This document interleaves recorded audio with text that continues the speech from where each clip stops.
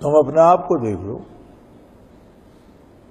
جس طرف نظر کرو گے تمہیں قدرت کے شاہکار نظر آئیں گے۔ واللہ خلقکم، وہ تمہیں پیدا فرماتا ہے کتنے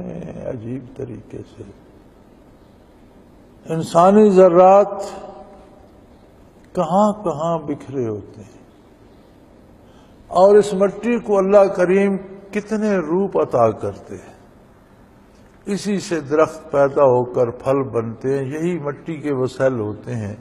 درختوں میں، ان کی رس میں بھی اور ان کے پھلوں کے دانوں میں بھی۔ پھر وہ کون سا سیل کس انسان کے وجود کا حصہ بننا ہے، یہ اسی کو پتا ہے۔ کہاں کہاں سے چیزیں چلتی ہیں، کہیں سے چاول آتا ہے، کہیں سے دال آتی ہے، کہیں سے گوشت آتا ہے، کہیں سے دودھ آتا ہے، بے شمار کھانے جو ہیں، کہیں سے غلہ آتا ہے، پتہ نہیں کس کس مٹی کے کون کون سے سیل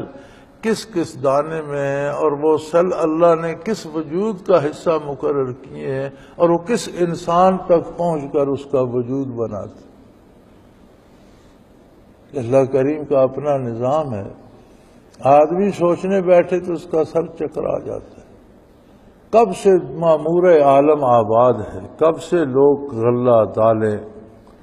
دودھ، گھی، پھل کھا رہے ہیں، استعمال کر رہے ہیں، لیکن کبھی یہ نہیں ہوتا کہ کسی بعد میں آنے والے کے سیل کوئی پہلا کھا جائے، اس کے بدن کا حصہ بن جائے، اور کبھی یہ بھی نہیں ہوتا کہ کسی پہلے کے سیل رہ جائے اور پھر وہ بعد کے انسانوں پہ تھوپے جائے، کبھی نہیں ہوتا۔ ہر بندے کے وجود کا سیل اس تک ہی پہنچتا۔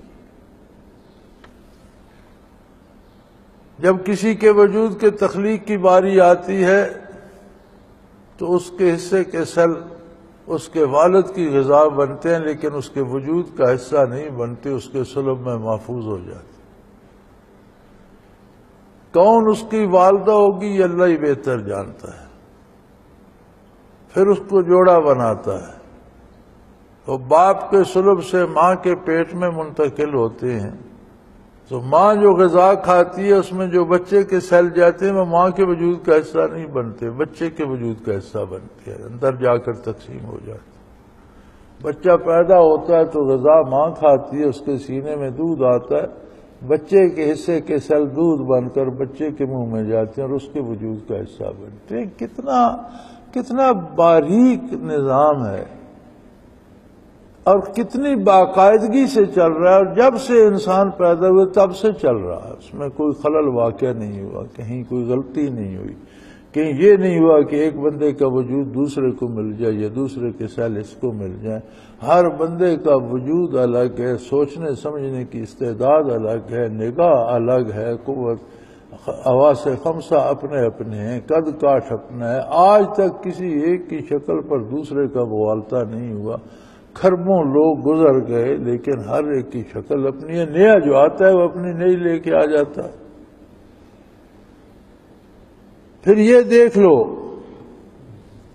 کہ کبھی تو بندے کی بچپن میں، لڑکنے میں، جوانی میں موت آ جاتی،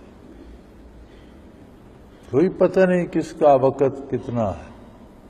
یہ ضروری نہیں کہ ہر بندہ بوڑھا ہو کر، کمر دوری ہو کر پھر وہ فوت ہو، نہیں، بچے بھی فوت ہو جاتے، لڑکے بھی فوت ہو جاتے، جوان بھی فوت ہو جاتے،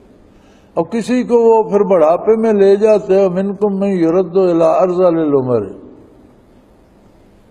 بڑھاپے کو فرمایا ارذل العمر، ناکارہ زندگی، کچھ کر نہیں سکتا۔ وہی بندہ جو بڑا طاقتور تھا، بڑا تنومند تھا، سارے کام کیا کرتا تھا، اب صرف بیٹھا زبانی تیر چلا رہا ہوتا ہے، یہ کر دو وہ کر دو، کر سکتا کچھ نہیں، چپ بیٹھتا بھی نہیں، دوسروں پر شور چلا رہا ہوتا ہے، اپنی عمر ناکارہ، زندہ ہے، غذا بھی کھا رہا ہے، نظر بھی آتا ہے، سنائی بھی دیتا ہے، لیکن اٹھ کر کام نہیں کر سکتا، بیٹھا تماشا دیکھ رہا ہے۔ من یرد الی ارذل العمر، ایک ایسی عمر تک پہنچا دیتا ہے جو ایک ناکارہ زندگی ہوتی ہے، کچھ نہیں کر سکتا۔ لِكَيْ لَا يَعْلَمَ بَعْدَ عِلْمٍ شَيْئًا، حتیٰ کہ لڑکپن میں، جوانی میں جو سیکھا تھا، جن چیزوں کے بارے معلومات حاصل کی تھی، جس شعبے میں کمال تھا، وہ بھی بھولنے لگ جاتا ہے۔ بہت سے باتیں، بہت سے فن، بہت سی چیزیں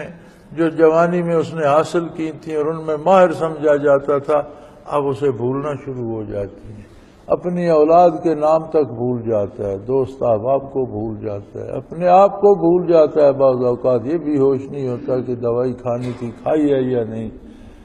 کھانے کا وقت تھا، کھانا کھایا ہے یا نہیں، یہ بھی بعض اوقات یاد نہیں رہتا، اس قدر ذہن ناکارہ ہو جاتا ہے۔ ان اللہ علیم قدیر، یقیناً اللہ بڑے علم والے، ہر چیز سے واقف، ہر باڈی سیل کو پتہ نہیں کیا کیا روپ دے کر، کن کن وسائل سے چلا کر، کہاں کہاں سے گزار کر اس انسانی وجود تک پہنچاتے ہیں، اور وہ قادر ہیں، بڑی قدرت والے، ہر چیز پہ قادر ہیں، جو چاہے کر سکتے۔